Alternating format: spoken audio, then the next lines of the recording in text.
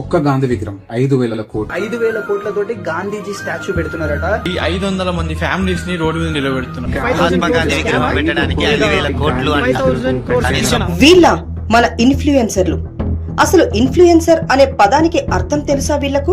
గాంధీ విగ్రహానికి 5,000 కోట్లు ఎందుకు అంటూ వీడియోలు చేసిండ్రు. తెలంగాణ ప్రభుత్వం 5,000 కోట్లతో దేశంలోని అతిపెద్ద మహాత్మా గాంధీ విగ్రహాన్ని నిర్మించాలని ప్లాన్ చేస్తుంది. కానీ నిజంగా 5,000 కోట్లతో గాంధీ విగ్రహం నిర్మిస్తున్నారని వీళ్లకు ఎవరు చెప్పిండ్రు? మూసీ దగ్గర 5,000 కోట్లు పెట్టి తెలంగాణ గవర్నమెంట్ అయితే గాంధీ గారి స్టాచ్యూ అయితే పెడతారంట. ఎక్కడైనా ప్రభుత్వం చెప్పిందా? ఏదైనా జీవో ఇచ్చిందా? ఏ అధికారి అయినా చెప్పిండా? అంటే సమాధానం నో. గాంధీ విగ్రహంపై చెప్పిన అబద్ధాలు చాలవన్నట్టు ఆ అపార్ట్మెంట్లు గాంధీ విగ్రహం కోసం కూలుస్తున్నారు అని మరో ఫేక్ ప్రచారం కూడా చేసిండ్రు. 500 కుటుంబాలను రోడ్డుపైన పరేస్తున్నారు ఒక గాంధీ స్టాచ్యూ కోసం. ఇన్ఫ్లుయెన్సర్లు అంటే నోటికి వచ్చింది చెప్తారా?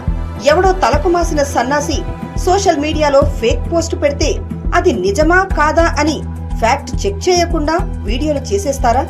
కనీసం ఫ్యాక్ట్ చెక్ చేయాలనే బాధ్యత ఉండదా? లేక ఫేక్ న్యూస్ అని తెలిసినా వ్యూస్ వస్తాయని చేశారా? వ్యూస్ కోసం ఎంతకైనా దిగజారుతారా? ఫేక్ న్యూస్ ఎంత పెద్ద నేరమో తెలుసా? ఫ్యాక్ట్ చెకింగ్ అనే విషయం ఉంటుందని తెలుసా? సమాజం పట్ల కనీస బాధ్యత ఉండాలి కదా.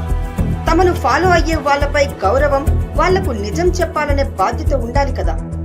వారి ఫాలోవర్స్ ను వారే తప్పుదోవ పట్టిస్తే ఎలా?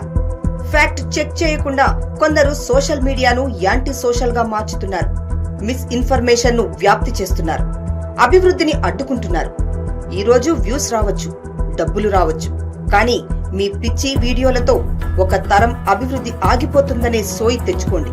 కాస్త మారండి, మనుషుల్లా బిహేవ్ చేయండి.